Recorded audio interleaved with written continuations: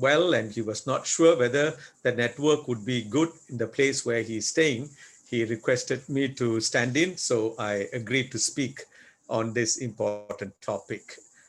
We were going through book of James and the last part of it, and it was supposed to be another message on prayer, but because this Sunday is called Ascension Sunday, we decided that we should focus on the topic of ascension amidst anxieties.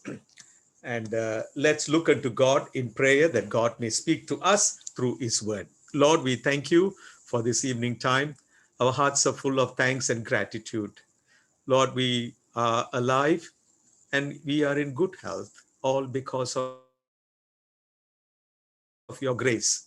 If not for your grace, if not for your mercies, we will not be alive this evening, Father, to participate in this fellowship gathering and to praise you, to pray, and to testify and to study your word. Even now, Lord, we are grateful to you for keeping us safe and alive, and we are thankful to you for that. Speak to me and speak to each one of us from your word, through your word.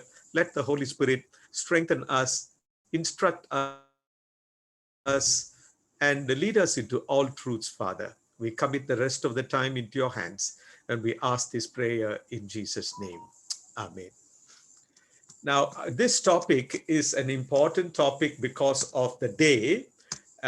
We know that there is a sudden surge in COVID-19 cases during the second wave, and it's taking its toll on not only on lives of people, but on mental health. Even for those who don't have the virus, those who have not been affected by this COVID-19 virus, they are also mentally affected. And many psychologists say that many in India and in many other parts of the world, they are feeling frightened, confused, and they feel a kind of numbness, full of anxiety and helplessness as coronavirus cases and deaths surge around them. They are able to see people around them are dying and people around them are being taken to hospital. Uh, COVID-19 is very close to has become very close to our homes. Even our own relatives, our friends, our family members have become victim of COVID-19. In countries like India, the trauma has increased by the sounds of ambulance sirens, scenes of cremations taking place in car parks, and not being able to hold funeral rituals for the dead. There are countries, places where people do not have place to conduct their funeral, the rituals for the dead.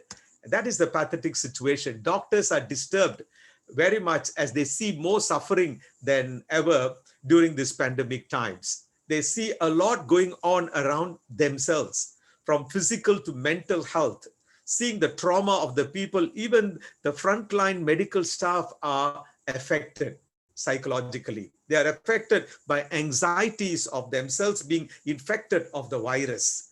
While the current scenario is affecting all individuals, regardless of their age, gender, or other demographics, many adults, young people have reached out seeking help for mental health issues. Many are seeking help for depression and mental health. One of the doctors in India called Dr. Samir Parikh, director of the Department of Mental Health and Behavioral Sciences, he says the current situations are affecting the mental well-being on account of the uncertainty of the present and the future. People are worried about how the future is going to be, how the economy is going to be, whether we will have our jobs or not. So there is a kind of uncertainty of the present and the future, and the impact on the physical health of the self and loved ones, and the impact on work and productivity, and as a result, an effect on the relations that surround them. So people's relationships have been affected also. So physical health, psychological health, and also relational health have been greatly affected. In this context, we are looking at this topic of ascension amidst anxiety. So anxieties are there, and we are meditating on the importance of Christ ascending and returning to heaven. There are 5 primary events in the Christian calendar, important events. First one is Christmas. Christmas, when we celebrate the birth of Christ. The second one is Good Friday, the death of Jesus Christ for the sin of man. And the third important event in the Christian calendar is Easter, where we celebrate the resurrection of Christ. And the fourth one is the ascension and the return of Christ to heaven after his resurrection. And the fifth one is the Pentecost, when we celebrate the arrival of the Holy Spirit, the sending of the Holy Spirit by the Father to his church. So out of these five events, today we are remembering the ascension of Christ. The ascension of Jesus Christ into heaven is one of the most important events recorded in the New Testament. But though it occupies a vital place in the scripture, in the Bible, it doesn't get a lot of attention today. If I ask many of you, when did you last hear a sermon delivered on the topic of ascension, many of you will be thinking twice, because this is not an event which is given an important place. Though there is an important place in the scripture for the ascension of Jesus Christ, Christians and many churches do not give that much of attention to the ascension of Jesus Christ. But it is important. So John Owen, one of the theologians of the 17th century, said that the ascension of Jesus Christ is central to the church, very important to the Church of Christ. He called it as the great foundation of the church's hope and the consolation in the world. It's a comfort to know about the ascension of Jesus Christ. He said that the darkness of our faith in the ascension, that means our lack of understanding or ignorance of ascension, is the cause of all our sadness and lack of joy and disconsolations, he said. So why many people are sad? Why many people are without joy? Why many people are confused? It's because of their lack of faith in the ascension and understanding of what ascension of Jesus Christ is all about. So my dear brothers and sisters, we are going to look at an important topic in the scripture. In other words, Owen says that if we have a better understanding of the ascension of Christ, we would be happier than we presently are. And we would be stronger as Christians, and we would be more obedient than we presently are. So taking these thoughts of Owen, we can understand how ascension of Jesus is very, very important. Ascension Day is the celebration of Christ returning to heaven after his death, burial, and resurrection. Ascension Day occurs on the Thursday, 40 days after Easter. And the Sunday that follows that Thursday is commemorated as Ascension Sunday, which is today in the Christian calendar. So the event of Jesus's ascension is told in 3 or 4 important passages. One is Luke's Gospel, chapter 24, reading from verse 50 to 53. That's the passage that we just now, that was read for us by Amy. And Mark's Gospel, chapter 16, verse 19, there is a reference to ascension. And then Acts of the Apostle, chapter 1, verse 3 and 9, these are also references to the ascension of Jesus. When we put these accounts together, we find that after his resurrection, Jesus appeared several times to his disciples and others. During this time, he spoke to them about the kingdom of God and about the coming of the Holy Spirit. After 40 days of these appearances, he was taken up to heaven for the last time. That you read in Luke's Gospel, chapter 24, verses 50 to 53, and Acts of the Apostle, chapter 1, verses 9 to 11, and Mark's Gospel, chapter 16, and verse 19, 16 and verse 19. Now, let's go to the passage where Luke records the actual event of ascension. The actual event of ascension in Luke's Gospel, chapter 24, is recorded from verse 50 to 53. When he had led them out of the vicinity of Bethany, he lifted up his hands and blessed them. While he was blessing them, he left them and was taken up into heaven. Then they worshipped him and returned to Jerusalem with great joy, and they stayed continually at the temple praising God. So here, Luke explains the context in which Jesus ascended to heaven. What is the context? They were startled and they were frightened. Verse 37, they were startled and frightened, thinking that they saw a ghost. He said to them, why are you troubled? And why do you doubt like this? Why do doubts rise in your minds? Jesus is asking them. So what is the context of this passage? They were frightened. What was the condition of the disciples? In which context Jesus appeared? They were startled and frightened, and they were troubled. Jesus asked them, why are you troubled? And why do you doubt? Why doubts rise in your minds? And Jesus opened their minds so they could understand the scripture. That means they could not even understand what was written in the Bible in the Old Testament. So the condition of the disciples are very, very important here. They were anxious and frightened disciples.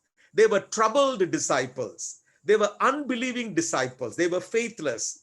They were disciples who could not understand the scriptures. So my dear brothers and sisters, when we are filled with anxieties and worries and troubles, and when our minds are psychologically, emotionally troubled, we will be filled with anxieties and we'll be lacking the faith, and we may not be able to find any relevance in the scripture. Even the Bible words may not appear to be meaningful to us. And that was the condition of the disciples. They were full of anxieties, they were troubled, they were without faith, and they could not understand even the scripture and believe the scripture. That was the context. So this evening, we are going to focus on three important points. Number one, significance of ascension. Number two, blessings of ascension. And number three, responsibility as a result of ascension. Number one, significance of ascension. What are the significance? What is the significance of the ascension event? Number one, sorrow was turned into joy. That's the first important significance. The disciples were filled with worries and anxieties and sorrows, and their sorrow was turned into joy. Look at verse 37. It says at the beginning, they were startled and frightened. In verse 38, Jesus asked them, why are you troubled? Why do doubts rise in your minds? Verse 52, we read, then they worshipped him and returned to Jerusalem with great joy. And they stayed continually at the temple praising God. So this passage begins with fear, troubles, and doubts, but ends with worship, great joy, and praising. So my dear brothers and sisters, in between you find the resurrected Savior. There was sorrow, there was fear, there were troubles, there were doubts. But then the resurrected Savior came, talked, and then he ascended. When they saw Christ ascending to heaven, their troubles, their fears, their doubts were all turned into worship, great joy, and praising of God. So my dear brothers and sisters, this evening, probably we have gathered around our computers through the Zoom, and we are talking about, discussing, and we are reflecting on the ascension of Christ, but our hearts are filled with sorrow. Probably our hearts are filled with troubles. Our hearts are filled with doubts. Many times the doubt is whether God is with me or God has forsaken me. Is God hearing my prayers? These are some of the doubts that arise in our minds when we are surrounded by problems and difficulties. Probably, my dear brother, my dear sister, if you are a person filled with sorrow and troubles and worries and doubts, let me assure you, your sorrow can be turned into joy, as it happened in the case of the disciples. Secondly, we find that their doubts were turned into faith and confidence. Jesus said to them, this is what I told you while I was still with you. Everything must be fulfilled. Verse 44. Everything must be fulfilled that is written about me in the law of Moses, the prophets, and the Psalms. That he opened their minds so that they could understand the scriptures. So when their minds were opened to understand the scriptures, their doubts were turned into faith and confidence. So my dear brothers and sisters, during this time of anxieties and worries and concerns, if we go back to the scripture, if we read, whether we understand or not, you need to continuously keep reading the scriptures and the Bibles. Whether you like it or not, whether you find it interesting or not, don't give up. Just keep reading the Bible. Just keep reading the scriptures. Become a lover of the Bible, and God will open your minds and your doubts can be turned into faith and confidence. And so that's what happened in that context. Number one, their sorrow was turned into joy. Number two, their doubts were turned into faith and confidence. Number three, their anxieties were turned into expectations of the arrival of the Holy Spirit. Because in verse 49, Luke's Gospel, chapter 24, verse 49, Jesus said, I'm going to send you what my Father has promised you. But stay in the city until you have been clothed with power from on high. When power will come from high, you will be receiving power from God. That means the Holy Spirit will come upon you. So Jesus was promising them that they will not be left alone when he ascends to heaven. And he promised that he would send the Holy Spirit to them. So their anxiety and their worries were turned into expectations of the arrival of the Holy Spirit. Because Jesus said, when I go to heaven, the Holy Spirit will be sent to you. So their anxiety was turned into expectations of arrival of the Holy Spirit. My dear brothers and sisters, your anxiety, your worries, your doubts can all be replaced by God's peace and joy if you keep expecting the Holy Spirit to comfort you.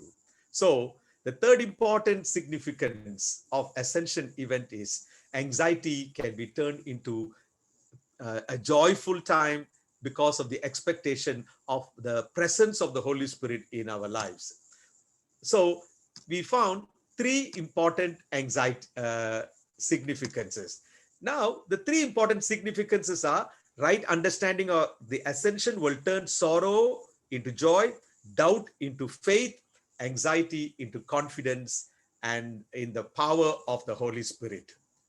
Now let's look at the blessings of the ascension. What are the blessings? The first blessings is the presence of the Holy Spirit after the ascension of Jesus. My dear brothers and sisters, look at verse 49 as I read before. I'm going to send you what my Father has promised, Jesus said. But stay in the city until you have been clothed with power from on high. So what was Jesus saying? You don't need to worry that I'm going to leave you and I'm going to go to heaven. Because when I go, you will be able to experience the presence of the Holy Spirit. The first important blessing of the ascension of Jesus Christ is you and I will be comforted by the presence of the Holy Spirit. I was reminded when I was preparing this sermon, I was reminded of Jesus spoke earlier in John's Gospel, chapter 16, reading from verse 5 to 7. Jesus said, but now I'm going to him who sent me, and none of you asks me, where are you going?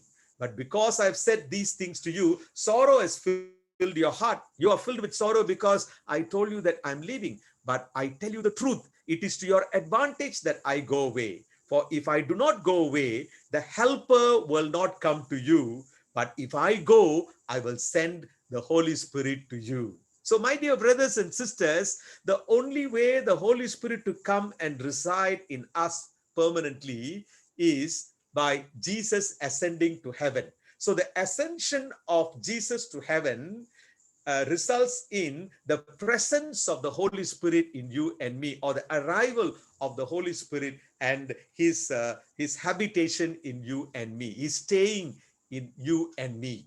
So the first important blessing is the presence of the Holy Spirit. No matter what is happening around you, no matter what the world is going through, there may be calamities, there may be wars, there may be deaths, and there may be sickness around you, but still you can experience that peace and comfort in your heart if you can feel the presence of the Holy Spirit.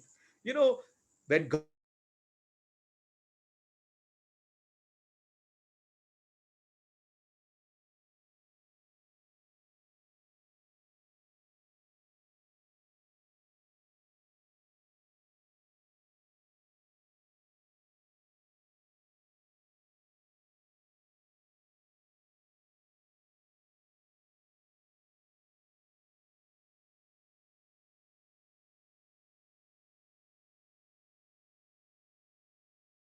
when we are suffering on this earth, what does Jesus do in heaven when his children suffer on this earth on his behalf. When you and I go through difficulties, when you and I go through sufferings, don't think that God is silent. Don't think that you are left alone. Let me tell you what Jesus is doing in heaven when you and I, his children, are suffering on this earth. The ascended Christ gives a special strength and comfort to people who suffer for him or who suffer because they are his children. So whatever you're going through, my dear brothers and sisters, let me tell you, Jesus is in heaven and he gives us strength, special strength and comfort to us through the Holy Spirit. That is the blessing. You see it at the end of chapter 7 of Acts of the Apostle, chapter 7. In Acts of the Apostle, chapter 7, reading from verse 55 onwards, 2 verses, Luke tells, the same person who wrote Luke's gospel also wrote Acts of the Apostle. And there he writes like this: Stephen, full of the Holy Spirit, when Stephen was stoned, people were throwing stones at Stephen, and Stephen was being attacked by the people. He was full of the Holy Spirit. He gazed into heaven and saw the glory of God and Jesus standing at the right hand of God. And he said, behold, I see the heavens open and the Son of God standing at the right hand of God. You know, when Stephen was stoned, Son of God in heaven was standing at the right hand of God. What an important picture. My dear brothers and sisters, when you and I suffer on this earth, Jesus cannot be silent in heaven. When you and I go through difficulties on this earth, Jesus cannot be silent, because in this event recorded in Acts of the Apostle chapter 7, when Stephen was stoned by the people, the Son of God sitting on the right hand of the Father stood up. That's what the Bible says. He was standing in heaven. Jesus, the exalted King, through his Spirit always sustains his people to the end. He comforts them, he strengthens them, and he gives them what they need. My dear brothers and sisters, it is my prayer from the depths of my heart that God will comfort every one of us. If your heart is full of pain and sorrow and grief and hurts, and you are troubled and worried and anxious, I pray that Jesus will be there with you and through the Holy Spirit comfort you, strengthen you, and give you what you need at this point of time. Because, why do I say that? In that particular incident, when Stephen was stoned by the people, Jesus, who was sitting on the right hand of the Father, stood up at the right hand of God. He could not remain quiet. Let me tell you, God will not be a silent spectator when you and I go through difficulties on this earth. When you and I go through sorrow, when we shed tears, when our heart is full of grief, he cannot be silent, because he will be there standing and he will be supporting us. So number one, the first blessing of ascension is the presence of the Holy Spirit by the ascension. Number two, provision of the power and strength and comfort of the Holy Spirit when you and I suffer, when you and I go through difficulties on this earth. Number three, permission to enter the presence of God. You know, permission to enter the presence of God. You know, in Hebrews chapter 10, reading from verse 19 to 22, here the writer says, when Jesus ascended, he went there carrying the blood of his own blood. And by that, he has opened for us through the curtain a way to be close to the Father. That means we could not go to the Father, but when Jesus ascended to heaven, he paved the way for us to draw near to God, go to the presence of God, and we can go with full assurance of faith, with our hearts sprinkled clean from any evil conscience and our bodies washed with the pure blood. So in the Old Testament, it is written that only the priest can go to the Holy of Holies, to the presence of God once a year. But because Jesus died on the cross, shed his blood, and when he ascended, he opened the door, the gate for you and me to draw near with a true heart and with full assurance of faith, with our hearts sprinkled clean from all evil conscience, and enter the Holy of Holies. So, third blessing of ascension is permission and the way to enter the presence of God through the ascension of Jesus Christ. The fourth blessing of ascension is promise of a supplicating advocate. Promise of a supplicating advocate. That means Christ's ascension is not like a retirement send-off for Jesus. When Christ ascended, it's not that Jesus was retiring.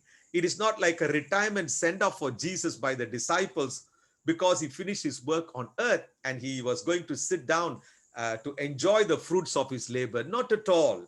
Jesus is not resting in heaven. Jesus is still very active on your behalf and my behalf in heaven. What is he doing in heaven? He is supplicating like an advocate for you and me. Jesus promises that he would continue to supplicate for you and me in the presence of his Father after his ascension. So Romans chapter 8 verse 34 says, who then is the one who condemns? Nobody can condemn us. No one. Christ Jesus, who died more than that, who was raised to life, is at the right hand of God and is for also interceding for you and me. So my dear brothers, by the ascension, we are given a promise. We are given a blessing. What is that blessing? What is that promise? The promise of a supplicating advocate.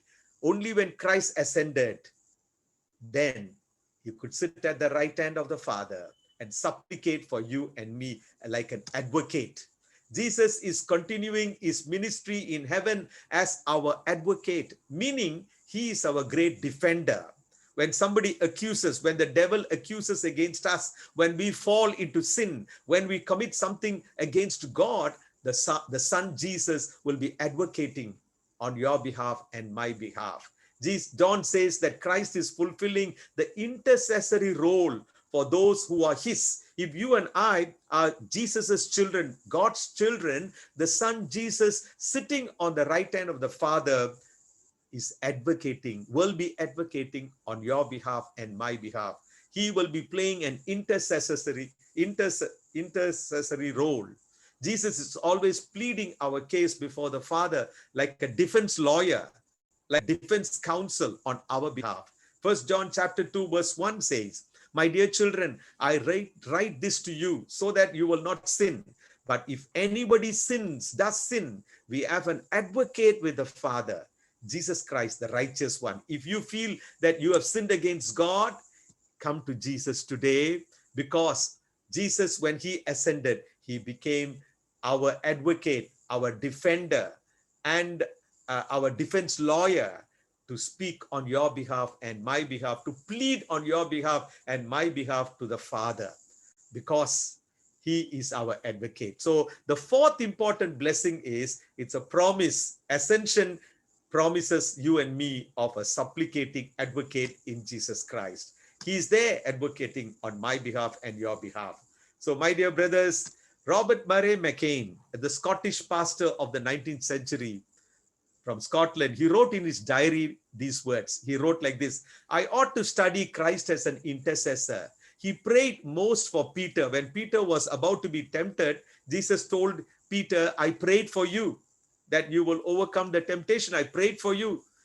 If I could hear, and Robert Murray McCain says, if I could hear Christ praying for Peter, I can also hear Christ praying for me in the next room. And I would not fear a million of enemies, yet the distance makes no difference. He is praying for me. My dear brothers and sisters, I want to encourage you this evening. Whatever is your situation, whatever is your concern, whatever is your sorrow, whatever is your worry, whatever is your difficult situation, whatever is your anxiety, let me assure you that Christ is praying for you, sitting on the right hand of the Father. And so, right, like Robert Murray McCain, you can say, I would not fear a million of enemies, no matter what I face, no matter what is my situation, no matter what are my anxieties, I'm not going to be frightened. Yet the distance makes no difference. Though Christ is in heaven and I'm on this earth, that hardly makes any difference. The truth is, he is praying for me, and so I'm not going to be frightened. So be encouraged, my dear brother and sister. God is there. Christ is there, promising that he would be supplicating for you and me and we don't need to fear no matter what is our situation. Whenever you have been in need, a brother or sister in Christ has prayed for you, and you have found strength in that moment through that prayer. Someone lays their hands on you when you are suffering, when you're sick. They pray for you, and you are strengthened and you're healed in a moment right then, and you feel that God is working. But I want to tell you that there is somebody praying for you, not man, not any human being with flesh and blood, but the living Son of God who died for you on the cross and who has ascended and who is sitting on the right hand of the Father. He is praying for you, so much better than any brother or sister or pastor praying for you. He is your elder brother, the high priest. Jesus himself is praying for you. He is interceding for you. He is praying for you for your continual forgiveness, your continual cleansing, for your continual strength, for God to safeguard you and to keep you from falling. Sometimes you feel like you're about to fall, but let me tell you, the Son of God is praying for you. He as an advocate, as your defender. The fifth important blessing of ascension, prophecy and hope that he would come back again as he ascended. In Acts of the Apostle chapter 1 verses 10 to 11, when Jesus ascended, the disciples were looking intently up into the sky as Jesus was just leaving the earth and going to heaven, when suddenly two men dressed in white stood beside them, and they looked at the disciples and said in Acts chapter 1 verse 11, "Men of Galilee, why do you stand here looking into the sky? This same Jesus who has been taken from you into heaven will come back in the same way you have seen him go into heaven." So, my dear brothers and sisters, this ascension of Jesus gives us a prophecy and hope that Christ who ascended would come back again as he ascended. He would come back again. He would come back again. What a great prophecy, my dear brothers and sisters. Be not discouraged this evening. This evening, God is telling you and me that we don't need to be discouraged. Why? There is a blessing. The presence of the Holy Spirit is going to be with you and me. And the provision of power and strength of the Holy Spirit is going to be with you and me. And he is going to strengthen us. He is not going to leave us alone. Thirdly, he is given us the permission to enter the presence of God anytime. We can just pour our hearts at the feet of God and cry unto him. There is a permission granted through the ascension of Jesus to enter the presence of God.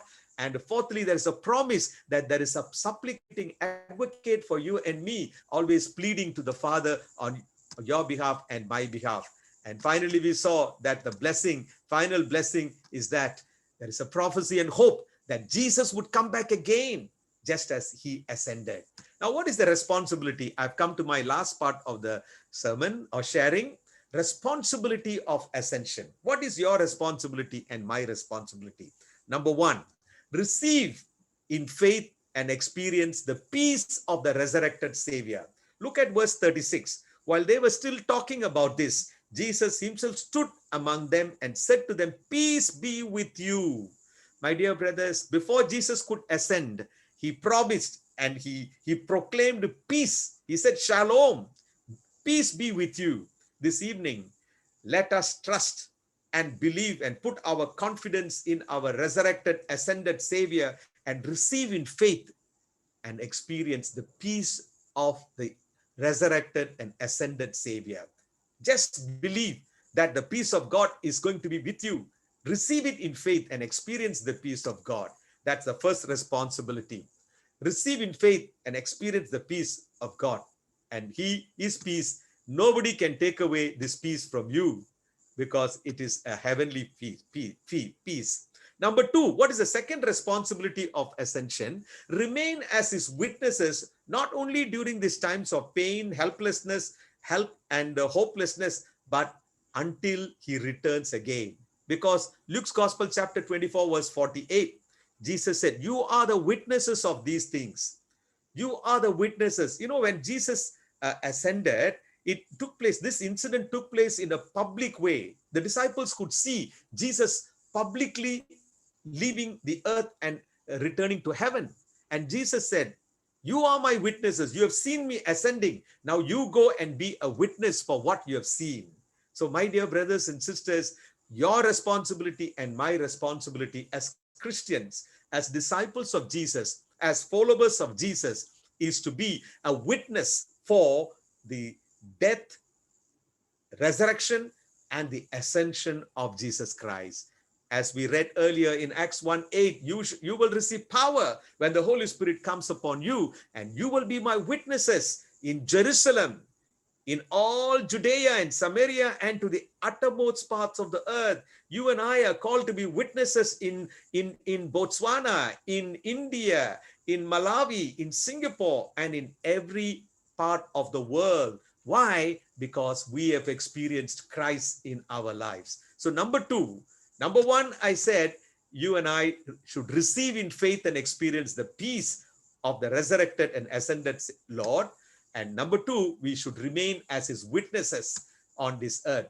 It's easy to be a Christian or to be a witness for Christ when everything is normal and everything is fine in our lives.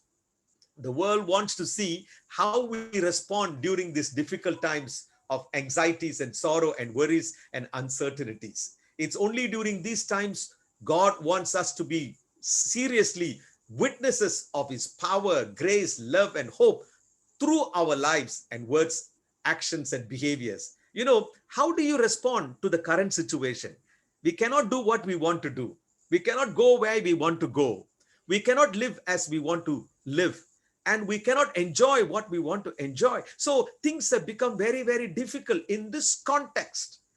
You and I are being tested to be seen whether we are really Christians or we are not, or we are fake Christians, fake followers, or fake disciples of Jesus. Our real faith in God is tested only when we go through pain, sorrow, anxieties, and difficulties and hopelessness. And the world is going through that. And so in this context, the world wants to see how we are responding during these times of anxieties, sorrow, worries, and uncertainties. It is only during these times God wants us to be witnesses of his power, his grace, his love, his hope through our lives, through our words, our behaviors, and our actions. Third responsibility, rejoice. Number one, I said, receive in faith and experience the peace of the resurrected and ascended Lord. Number two, remain as his witnesses. Number three, rejoice, praise, and worship our all-powerful God and sovereign King, like the disciples. Luke's Gospel, chapter 24, the last three verses, reading from verse 51 to 53. While he was blessing them, he left them and was taken up to heaven. Then they worshipped him. My dear brothers, we have come to worship God because he is not a dead God. He is a living God. He has resurrected and he has ascended, and he is sitting as a sovereign Lord on the right hand of the Father in heaven. So we have all the right to rejoice, praise, and worship our all-powerful God and sovereign King, like the disciples. They worshipped him and returned to Jerusalem with great joy. Let us put aside all our sorrow. Let us change our long faces into joyful faces. They stayed continually at the temple praising God. That's what we read. They rejoiced and praised and worshiped God. So the third important responsibility is not to give up rejoicing, not to give up praising God, not to stop worshiping God, because our God resurrected and he has ascended and he is sitting on the throne. Like the disciples, let's rejoice today. Let's praise God. Let's worship God, because we are worshiping a powerful God. The fourth important responsibility of ascension is rest in the hope that our ascended Lord would return one day.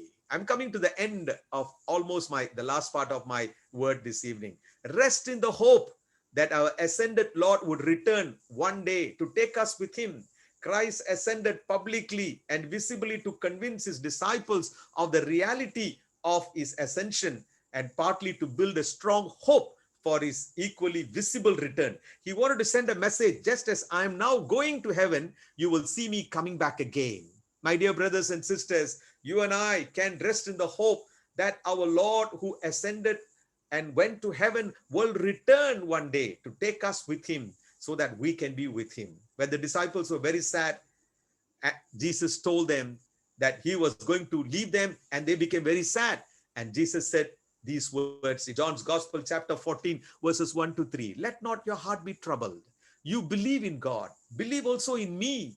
In my Father's house are many mansions. If it were not so, I would have told you, I go to prepare a place for you. And if I go and prepare a place for you, I will come again and receive you to myself, that where I am, there you may also be. What a promise. My dear brothers, today Jesus is on the right hand of the Father there in heaven. He is there in heaven. You and I are on this earth, which is full of sorrow, pain, griefs, and tears, and worries, and all kinds of anxieties. But we have a hope, and we can rest in that hope that our ascended Lord would return very soon, and he will take us with him. And let us not be troubled. Let us believe in Jesus. Let us believe in God, and that our Father has many mansions for us in heaven.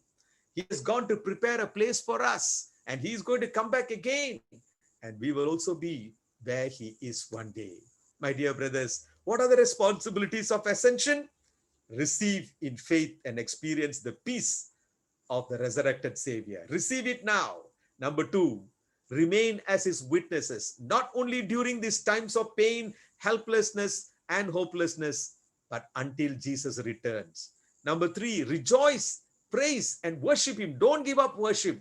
Don't give up this privilege of coming and attending our fellowship gatherings to worship him, praise God, and to glorify him, because this is what we are doing as a result of the death, resurrection, and ascension of Jesus. Rejoice, praise, and worship him. Fourthly and finally, rest in the hope that Christ would return one day to take us with him. Rest in the hope. Let us start our new week. My dear brothers, you know what Oswald Chambers says? He says, Christ's ascension, by his ascension, the Lord entered heaven, and he keeps the door open for humanity to enter. When Christ ascended, he did not close the door of heaven. He kept it open so that you and I, as part of humanity, can enter heaven one day. The door is open for you and me. We need to be prepared. We need to get ready to go to heaven one day. My dear brothers, with these thoughts, let's go forward and start another new week with the hope, confidence, and joy, because the King of the universe promises that he will never leave us nor forsake us, and he is interceding on your behalf and my behalf in heaven, and he has promised and he has granted the Holy Spirit and his presence to be with us always. His presence is going to be with us in the coming week. Don't be worried about what is there in store for you in the office, in your business, in your home, in your studies, or wherever you are. Don't be worried. The presence of God is going to be with us. When we experience any kind of pain, let us praise him. Let us remain as his witnesses wherever we are. May the Lord be with you and me. May the ascended Savior, Lord, be with you. May his presence be with you and fill you with the confidence and faith that you are not alone, and you can be an overcomer, and you can be a person who can handle any challenges in your life. Shall we look unto God in prayer with this confidence that our God is going to be with us? Lord, we thank you for this evening time. We thank you, Lord, for speaking to me and to each one of us. We are coming to your presence with worries, with sorrow, with grief, with anxieties, with uncertainties. We do not know how the world is going to be, what is going to be happening around us and in our lives and in the future, Father. But we know that we have a resurrected, ascended Savior for us. And he is a sovereign God, and he is sitting on the right hand of the Father. And we know that he is praying for us. He is interceding for us. And he has opened the door for us to come to the presence of God freely at any time.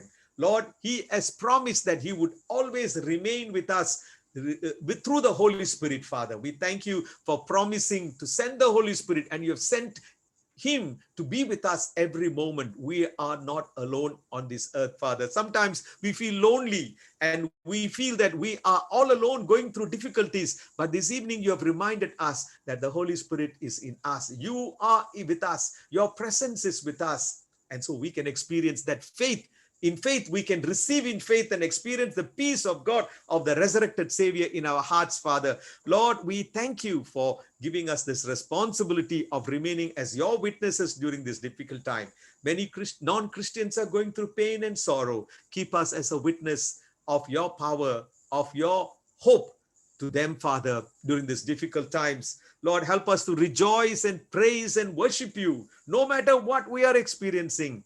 Trusting in you, Father, we are not going to remain quiet, but we are going to rejoice and worship and praise you, Father, trusting that our God, resurrected, ascended Savior, through the Holy Spirit will be with us in all our situations. And we are going to rest in the hope that you would return, Christ would return very soon to bring us to heaven one day, Father. We thank you. We praise you for this confidence that you have given. We are not going to start the new week with fear, worry, and anxiety, but we are going to start the new week with the confidence that our resurrected, ascended Lord, He's in heaven. He will be pleading for us every minute to the Father, and the Holy Spirit is going to be with me and with each one of us as we begin another week and handle challenges in our lives. We thank you. We praise you. We surrender our lives into your hands, trusting that you are going to be with us and your presence is going to guide us. And we ask this prayer